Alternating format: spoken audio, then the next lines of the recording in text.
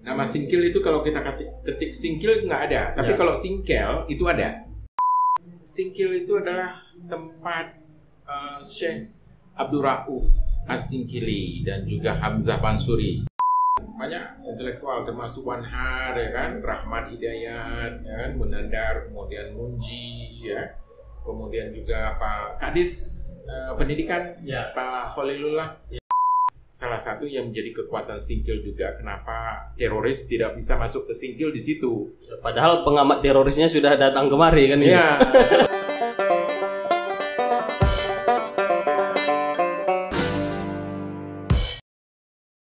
Baik, Assalamualaikum warahmatullahi wabarakatuh.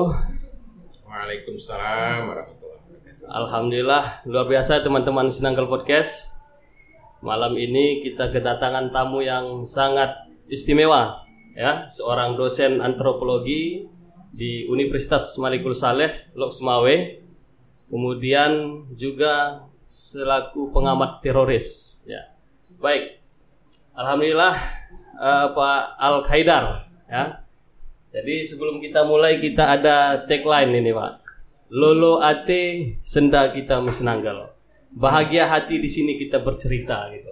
Jadi kalau saya sebut nanti Lolo ate, Pak Al-Haidar bisa sambung. Senda kita Mesenanggal. Oke, bisa ya? Bisa. Oke, Lolo ate senda kita Mesenanggal. Oke, luar biasa.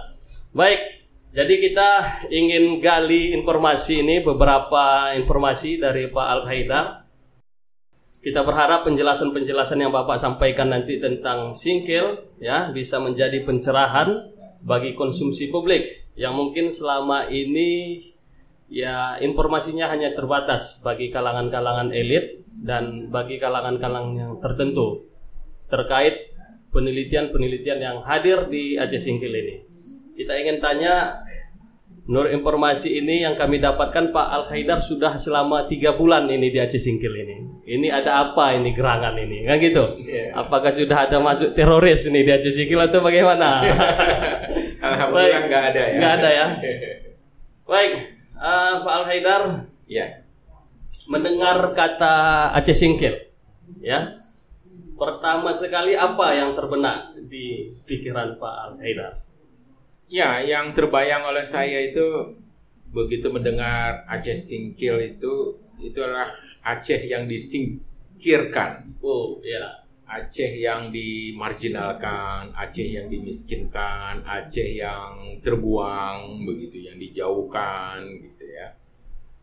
Tapi juga ada bayang-bayang bahwa Singkil itu adalah tempat Syekh Abdul Rauf As-Singkili dan juga Hamzah Bansuri. 2 intelektual besar itulah yang kemudian mengubah peta politik Aceh, ya, di masa kerajaan dulu, di masa kesultanan dulu. Dan 2 nama ini adalah 2 nama yang sangat luar biasa yang kemudian menjadi kadi bagi Kesultanan Aceh. Dan mereka juga adalah ilmuwan-ilmuwan kesusastraan yang sangat berpengaruh.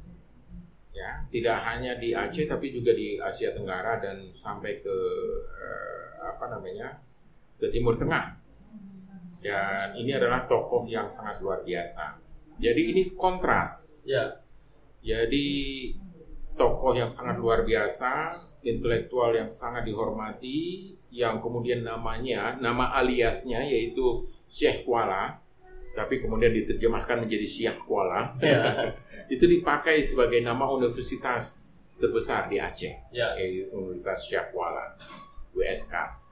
Nah ini tapi kok Aceh Singkilnya sendiri itu tidak memiliki sebuah kampus, sebuah universitas, sebuah lembaga pendidikan yang boleh dikatakan disinilah tempat tumbuhnya ulama besar, ya kan, yang menjadi imam dan yang menjadi panutan tidak hanya bagi orang-orang yang ada di Aceh tapi juga sampai ke Riau, Padang, ya kan, Sumatera Barat, Sumatera Utara, sampai ke Riau juga, bahkan sampai ke Jawa, ya. Jadi pengaruh nama besar ulama ini kok tiba-tiba sangat kontras dengan situasi yang ada sekarang. Ya, artinya Bapak melihat Ya. dengan nama besar kedua ulama ini, kemudian ketika Bapak mengunjungi Aceh Singkil, melihat ini sangat kontras. Sangat kontras. Dan tidak sesuai ya, kira-kira seperti itu ya? Ya, tidak sesuai lah dengan Jadi, pengharapan saya. Luar biasa. Nanti kita perdalam lagi tentang pandangan Bapak terhadap dua ulama, sosok ulama di Tanah Singkil, Tanah Aceh ini. Kemudian ada yang menarik ini, Pak. Di belakangan akhir-akhir tahun ini terlalu banyak para peneliti yang hadir di Aceh Singkil, yang melakukan penelitian di Aceh Singkil. Tetapi ada yang sangat kita sayangkan bahwa penelitian mereka ini tidak terpublikasi dan bahkan terkesan tidak ada hasil selama mereka melakukan penelitian. Artinya kurang terpublikasi. Kalaupun ada mungkin hanya bagi kalangan-kalangan tertentu ya. Nah, pertama kita ingin tahu tadi ketika melihat Aceh Singkil, Bapak langsung menyebut dua ulama tokoh ini, ya kan? Kemudian alasan yang kuat kenapa Bapak memilih lokasi penelitian ini di Aceh Singkil ini. Kira-kira apa yang membuat daya tariknya ini sehingga melakukan penelitian di Aceh Singkil? Ya, pertama-tama karena didorong oleh sebuah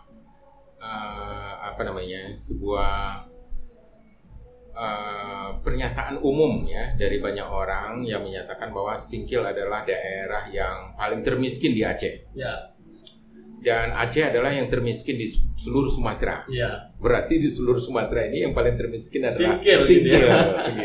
Okay. Nah, ini kenapa ya kan? Kemiskinannya kenapa terjadi? Padahal di sini ada raksasa perkebunan. Kemudian di sini ada pulau-pulau yang sangat eksotis, sangat pristine, yang sangat luar biasa menarik perhatian banyak orang, ya kan?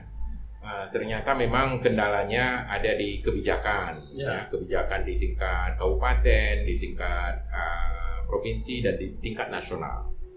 Jadi inilah yang kemudian menjadi keinginan saya untuk meneliti dan untuk membandingkan dengan hasil penelitian yang dilakukan oleh Tania Muraili dan Pujo Semedi tentang the plantation life ya, tentang raksasa perkebunan ya, raksasa sawit yang hadir di berbagai tempat, kemudian mereka menebang banyak hutan, mengakibatkan terjadinya kerusakan lingkungan, juga kerusakan sosial ya. Mereka menangkapi banyak orang-orang yang masuk ke dalam perkebunan ya, padahal hanya orang-orang yang ingin melintas saja, dan kemudian kalaupun ada brondol-brondol yang kecil itu diambil dan sebagainya, dan itu kemudian mereka hadir seperti kolonial ya, pemerintahan kolonial Belanda dulu, kemudian menangkapi rakyat dan sebagainya. Dan mereka kadang-kadang tidak melihat ada rakyat yang sudah lama hadir di sini, bahkan mendatangkan orang-orang baru yang tidak diketahui antah berantahnya, ya kan, sukunya, agamanya dan sebagainya, dan kemudian hadir di sini, dan itu yang kemudian mengakibatkan terjadinya konflik. Jadi hal-hal seperti inilah yang sangat disayangkan. Kemudian juga Aceh Singkil itu tidak memiliki sistem transportasi umum yang seperti daerah-daerah Aceh lainnya ya. Daerah-daerah Aceh lainnya itu kan ada bus-bus jurusan apa begitu, kita bisa lihat daftarnya di tiap-tiap terminal lah, jurusan kemana-kemananya. Ya, tapi tidak ada ke jurusan Singkil ini. Makanya ini kalau berbicara itu ini ada sedikit unik ini faktanya ini. Iya. Nah, berbicara kemiskinan tadi ya. Iya. Kalau misalnya daerah miskin, kalau salah satu faktor yang kita lihat itu banyaknya angkutan-angkutan umum seperti becak misalnya, bajai, kemudian mobil-mobil bus mini dan lain-lain. Nah, dulu itu di Aceh Singkil ini banyak, Pak. Oh gitu. Banyak, termasuk di daerah kami itu di daerah Kecamatan Kota Baharu.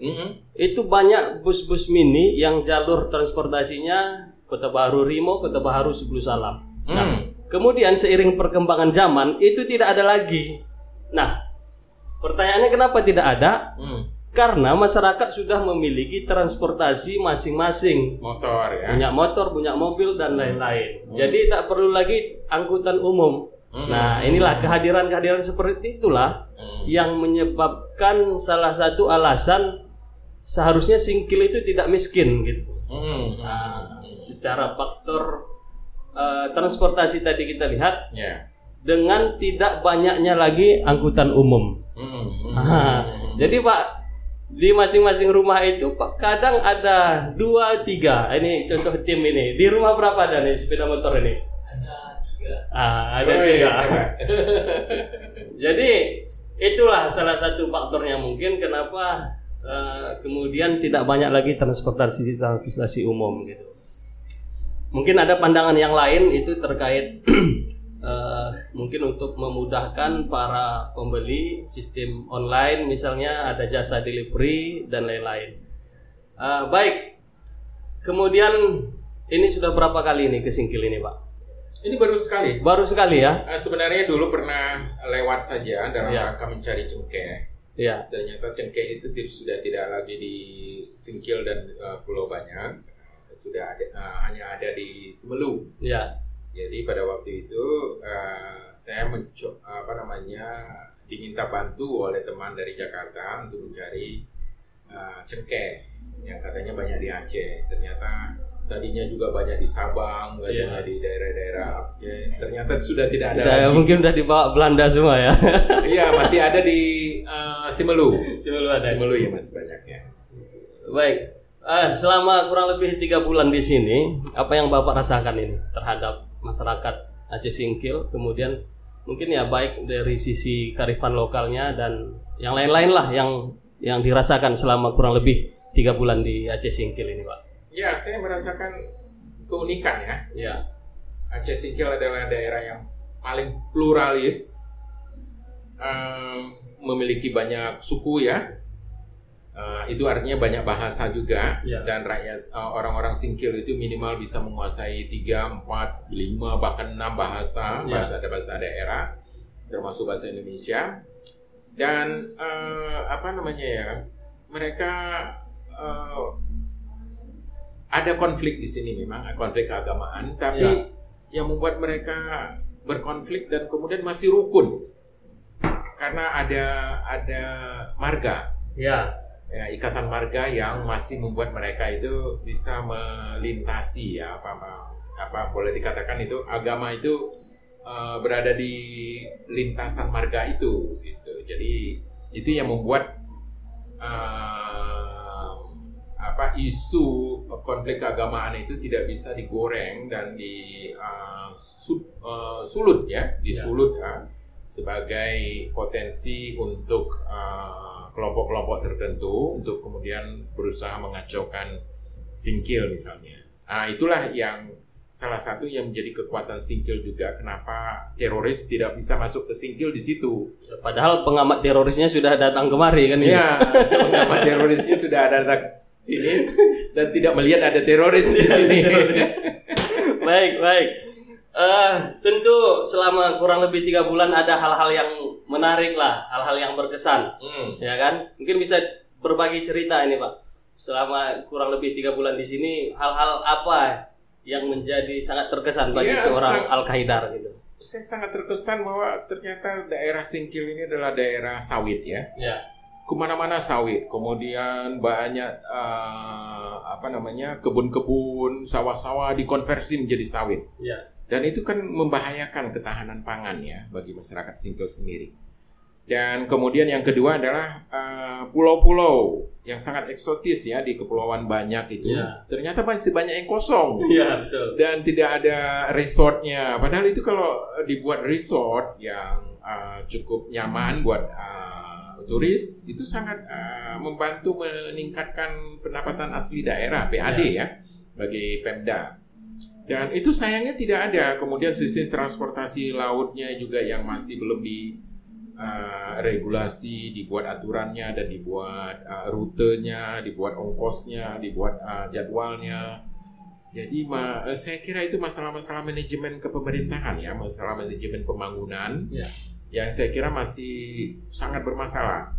Dan kalau di Papua itu teroris OPM itu kenapa muncul itu karena memang ketidakbecusan Pemda ya dalam menyampaikan pembangunan sampai ke pelosok-pelosok.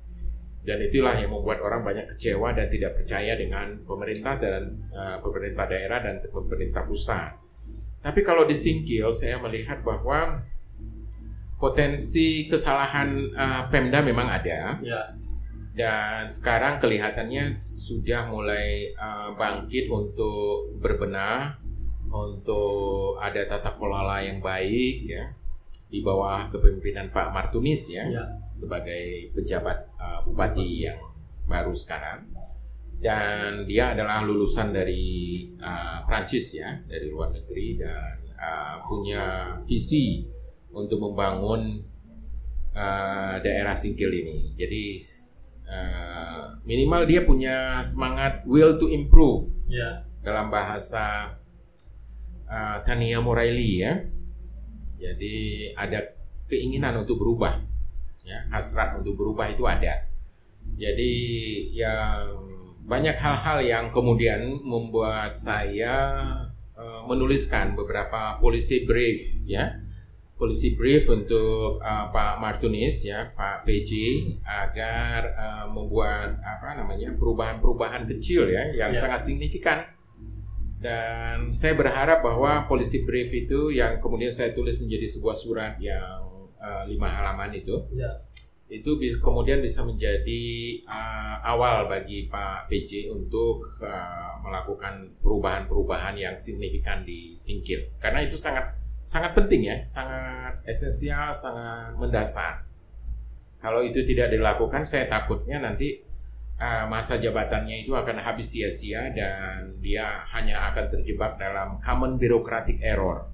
Error kesalahan birokrasi umum ya, yang dimana tidak mampu untuk berkreatif, tidak mampu untuk berinovasi dalam melakukan perubahan-perubahan untuk masyarakat yang diharapkan. Padahal dananya ada, ya kan, peluangnya ada, dorongannya ada, permohonannya, permintaannya dari rakyat itu banyak. Oke, baik. Tadi Bapak juga menyinggung tentang kebudayaan, kemudian potensi wisata, kemudian ada perkebunan juga tadi ya. Baik, untuk memperdalam ini, kira-kira selama sudah 3 bulan kurang lebih di sini, bagaimana Bapak melihat ini kebudayaan di Aceh Singkil ini? Iya. Masyarakat Aceh Singkil itu masyarakat yang menarik ya, dibandingkan daerah-daerah lainnya ya. Misalnya di Gayo, orang hanya bisa bahasa Gayo, bahasa Indonesia, dan bahasa Aceh. Tapi kalau di Singkil, orang bisa bahasa Singkil, bahasa Pakpak, kemudian bahasa Jame atau bahasa Padang itu ya. Kemudian karena ada masyarakat Jawa dulunya yang datang ke sini, dibawa oleh Sofindo dan sebagainya, mereka juga bisa bahasa Padang, bahasa Jawa. Kemudian karena juga banyak masuknya orang-orang Nias, mereka juga bisa bahasa Nias. Artinya di Singkil ini poliglot ya. Banyak menguasai bahasa. Iya, dan orang poliglot itu berarti otak kanannya itu lebih berfungsi. Dan itu membuat mereka menjadi lebih kreatif, menjadi cepat bosan, dan punya keinginan untuk berubah, untuk tidak sanggup lama-lama berada dalam situasi yang stagnan. Nah, itu penting saya kira.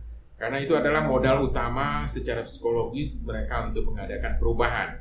Saya yakin bahwa dengan situasi kultural yang poliglot ini, yang banyak bahasa, itu membuat dia bisa komparatif ya, cara berpikirnya komparatif, kemudian rasa toleransinya terhadap orang lain itu tinggi, kemudian pluralitasnya juga ya. Dia mampu untuk menghargai, mengapresiasi, untuk tenggang rasa, dan juga untuk memperhitungkan orang lain itu sangat tinggi dibandingkan dengan yang lain-lain. Itu daerah di mana hanya satu bahasa atau dua bahasa, itu mereka hanya cenderung menjadi masyarakat yang populis, yang cenderung didorong oleh pikiran-pikiran awam begitu, yang asal asal hantam kromo begitu, asal marah begitu dan sebagainya, dan cenderung tidak berpikir untuk orang-orang lain gitu. Artinya atas modal besar yang menguasai banyak bahasa itu, ini menjadi daya tarik yang sangat luar biasa untuk kemajuan tentunya. Dan dengan modal poliglot itu akan lebih mudah untuk bisa menerima turis-turis asing, dan akan lebih memudahkan bagi orang Singkil juga untuk mempelajari bahasa-bahasa asing dari turis-turis tersebut. Makanya Tourist Hub, program Tourist Hub yang diusulkan oleh Rahmat Hidayat ya, Munandar, dan juga dari Munji Asidiki yang mahasiswa Universitas Wageningen di Belanda. Itu adalah ide yang sangat bagus. Tourist Hub, dibuat Tourist Hub yang ada di sini sehingga ada Tourist Hub itu bisa dibangun, kemudian educational atau English camp ataupun kampung Inggris ya di sini gitu, dan itu akan mendrive ya, akan mendorong perubahan Singkil secara lebih cepat. Dan saya yakin bahwa kalau itu dibuat, kalau itu terjadi dengan modal yang sangat minimal, itu perubahan intelektualitas ya, perubahan sumber daya manusianya sangat luar biasa, dan itu bisa mengalahkan daerah-daerah Aceh, bahkan Banda Aceh sekalipun. Ya, artinya mungkin kalau Bapak melihat ini tinggal bagaimana secara pengelolaan manajemennya diperbaiki ya. Iya. Artinya potensi-potensi kebudayaan tadi, kemudian lalu potensi wisata ini kalau digabungkan ini sangat menjadi kekuatan besar ini. Sangat. Nah, selama ini di Aceh Singkil ini berbicara wisata, berbicara budaya. Nah, kita ingin memang bagaimana kalau berbicara wisata di sana juga hadir kebudayaannya. Jadi ada atraksi budayanya juga di sana. Kemudian bisa menampilkan kebudayaan-kebudayaan yang lain yang secara otomatis meningkatkan kunjungan wisata, kan gitu. Betul. Jadi budaya potensi tidak hanya dilihat dari tarian-tarian ya, kemudian juga pakaian-pakaian, tapi dari senyum aja itu sudah menunjukkan budaya. Ya, coba Rusdi, coba senyum dulu.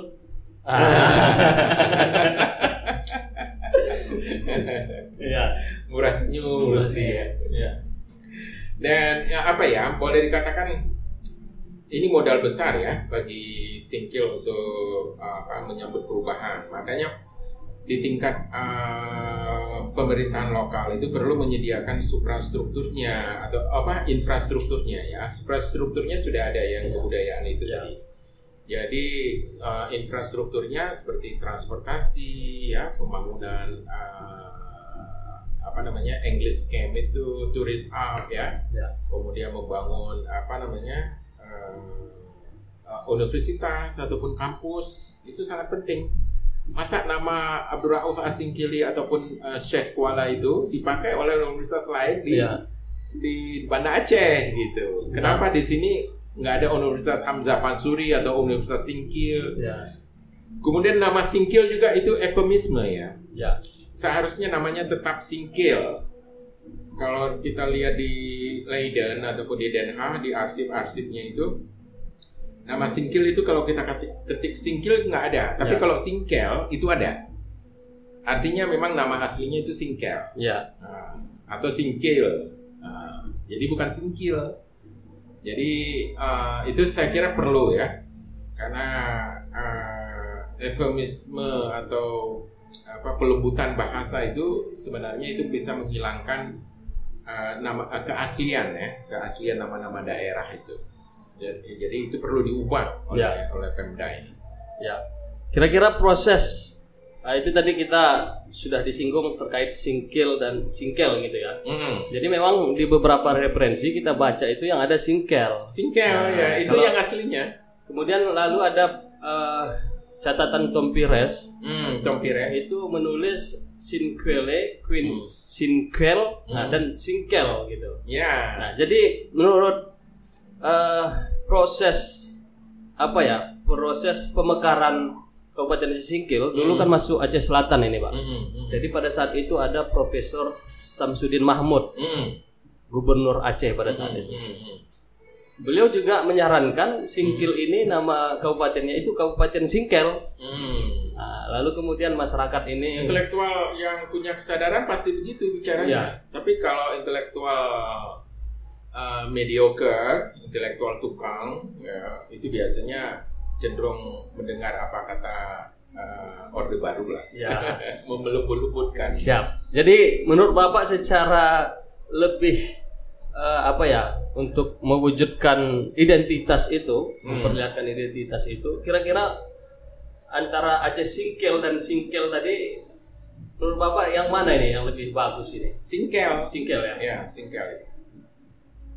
Ya seperti ide dari Pak Profesor Samsudin Mahmud. Ya. Dia orang hebat itu, intelektual besar yang memiliki visi ya dan kehebatan yang luar biasa. Dan dia adalah ahli ekonomi moneter ya. yang sangat brilian ya, lulusan Eropa dia. Dan jadi saya kira memang orang-orang seperti ini harus kita dengarkan.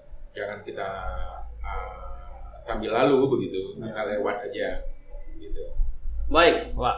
Mungkin masukan-masukan itu nanti mungkin sudah disiapkan lah dalam tulisan tadi ya, sepucuk surat tadi ya. Ya, mungkin bisa kita baca nanti teman-teman apa masukan-masukan Pak Al-Haidar selama melakukan penelitian di Kabupaten Aceh Singkil. Ya. Nah, lalu selama di Aceh Singkil, siapa-siapa saja ini Bapak bertemu nih sama orang-orang Singkil ini, sama siapa-siapa aja bertemu? Ya, sudah banyak dengan masyarakat ya yang di kepulauan ya, dengan kecil-kecil ya, dengan masyarakat umum begitu, yang nelayan, yang petani bahkan buruh sawit ya, buruh perkebunan juga sudah ini. Kemudian yang membuat saya kemudian mendapatkan itu kan untuk data ya. Tapi bagaimana kemudian mengkategorikan atau mentaksonomikan data itu atau membunyikan data itu kan perlu ada teori atau ada konsep. Nah, sebelum sampai kepada teori, saya konsep dulu. Nah, untuk konsepnya itu ketemulah dengan Dr. Muhajir Al-Fairusi, kemudian Dr. Khairuddin Manik ya. Kemudian juga ketemu dengan banyak intelektual termasuk Wanhar ya kan, Rahmat Hidayat ya kan, Munandar, kemudian Munji ya. Kemudian juga Pak Kadis Pendidikan Pak Khalilullah. Itu sangat luar biasa memberikan perspektif sehingga saya bisa menempatkannya dari semua data-data yang berantakan itu yang saya temukan di lapangan. Itu bisa di taksonomi atau dikategorikan ke dalam konsep-konsep yang lebih tajam. Ketemu dengan Pak Suhaimi juga, ketemu juga dengan komunikasi juga dengan Bang Yarmin Dinamika yang merupakan tokoh besar ya. Nah, tokoh-tokoh seperti inilah yang memperlihatkan betapa hebatnya orang-orang Singkil. Seperti misalnya kita bertemu dengan Pak Suhaimi, AKBP Suhaimi. Itu sangat cerdas. Beliau sangat cerdas dan sangat rasional dan memiliki pemahaman kebudayaan yang sangat tinggi gitu. Bang Yarmen misalnya juga ya. Itu kan menjadi orang yang memiliki sensitivitas bahasa yang sangat rigid.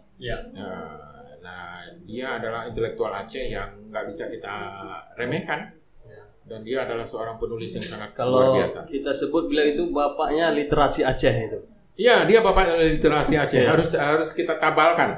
Harus kita inikan gitu. Termasuk saya belajar menulis itu dengan beliau. Betul. Dan saya menulis Aceh Bersih Madara dengan beliau. Siap.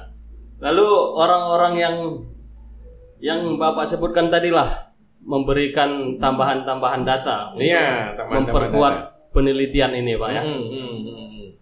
Nah, kemudian kita mungkin bisa memperdalam ini sosok ulama besar tadi ini, Pak. Nah, sosok ulama besar yang ada di Aceh, kemudian yang namanya tadi ditabalkan di Universitas Syah Kuala.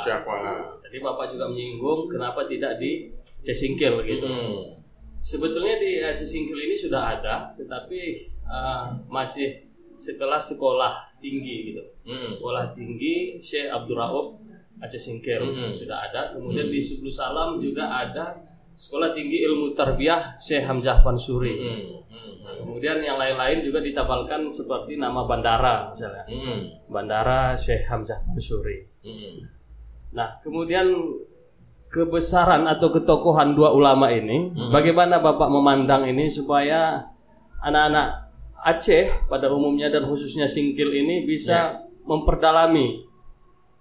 Ternyata Syekh Hamzah Bonsuri dan Syekh Abdul Rauf itu orang kami gitu. Nah, ada metode apa ini menurut Pak Al-Haidar sehingga bisa anak-anak Singkil merasakan juga bagaimana ketokohan mereka pada saat itu? Ya, kalau nama Syekh Abdul Rauf As-Singkili atau nama lainnya adalah Syekh Kuala, atau yang kemudian tertulisnya menjadi Syiah Kuala, seakan-akan itu Universitas Syiah Kuala, gitu ya. Nah, itu sudah dipakai menjadi nama universitas di Banda Aceh. Sebaiknya di Singkil perlu didirikan sebuah universitas lain lagi, namanya Universitas Singkil atau Universitas Hamzah Bonsuri, atau IAIN Singkil misalnya. Jadi perlu ada minimal 2 universitas itu ya. Universitas Islam satu, Universitas Agama satu ya, kemudian satu lagi adalah Universitas Umum ya, kampus umum lah dengan nama Hamzah Bonsuri, karena nama Abdul Rauf As-Singkili atau Syekh Kuala itu sudah dipakai di Banda Aceh. Jadi sebaiknya dengan nama Hamzah Bonsuri saja gitu. Itu yang perlu ya. Kalau itu sudah pernah dipakai juga oleh sekolah tinggi dan sebagainya, itu kan tidak jadi soal ya. Jadi saya kira itu 2 nama yang sangat berpengaruh ya. Dan karya-karya mereka itu harusnya dihadirkan kembali. Jangan hanya dibicarakan saja. Jadi kalau bisa dihadirkan kembali, buku-bukunya itu diterjemahkan lagi gitu, dan kemudian disebarkan ke seluruh ini.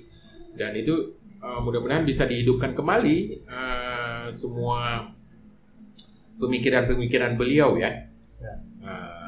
Dan kita pasti bisa menarik banyak hal lah dari itu, karena dulu pemikiran 2 orang ini saja bisa membuat Aceh itu menjadi sangat terkemuka dan kemudian terkenal di Eropa, dan orang Eropa itu berusaha menaklukkan Aceh. Gitu. Jadi nama besar ini pasti memiliki pemikiran yang besar, dan pemikiran yang besar ini jangan sampai kita lupakan atau kita abaikan ya. Baik, luar biasa ini teman-teman Sinangkel Podcast, kita banyak dapat wawasan baru tentu, kemudian menambah wawasan-wawasan yang sudah terlupakan selama ini. Ini terima kasih nih Pak Al-Haidar atas informasi-informasinya, kemudian atas tambahan wawasan-wawasan kepada kami nih, khususnya generasi muda dan masyarakat Aceh Singkil pada umumnya. Dan tentu kami sangat berbahagia sekali dengan kedatangan Pak Al-Haidar bersama keluarga juga, Pak ya, untuk melakukan penelitian yang selama ini didampingi on time ini oleh Rusdi Brampu ya. Rusdi Brampu. Ada luar biasa.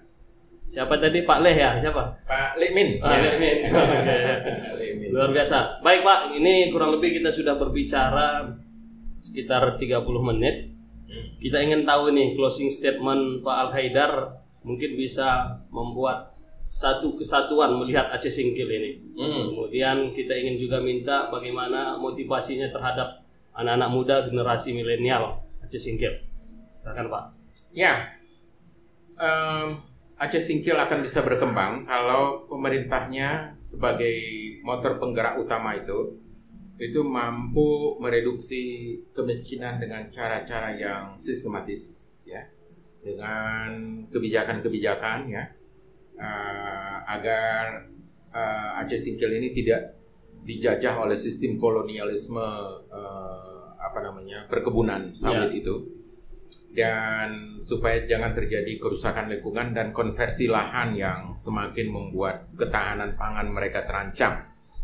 Dan yang kedua adalah juga masih peran pemerintah daerah untuk membuat tourist hub agar bisa membuka Singkil sebagai daerah yang mendunia, global yang bisa mendatangkan banyak turis mancanegara untuk bisa melihat keindahan Pulau Banyak dan lain segalanya.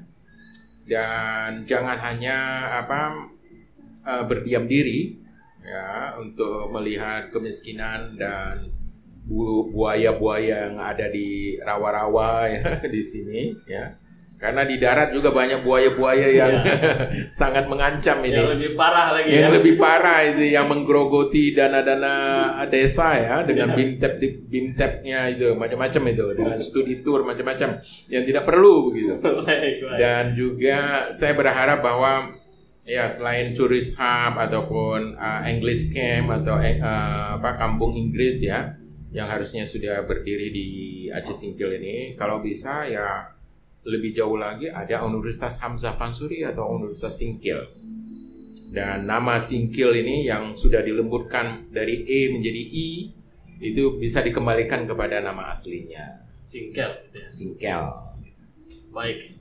Untuk motivasi nih bagi generasi muda Aceh Singkil nih, bagi teman-teman generasi milenial Aceh Singkil, mungkin bisa Bapak sampaikan sedikit untuk menambah semangat ini, daya juang ini, etos kerja nih bagi teman-teman milenial di Aceh Singkil.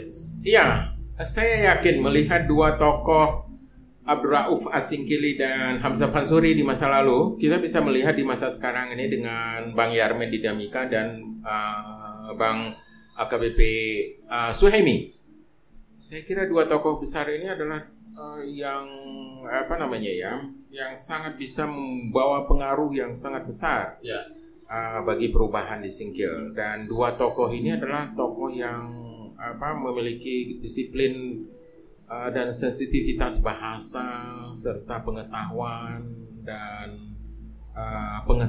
ilmu yang sangat teknikal dan kemudian punya visi-visi kemajuan ke depan ya.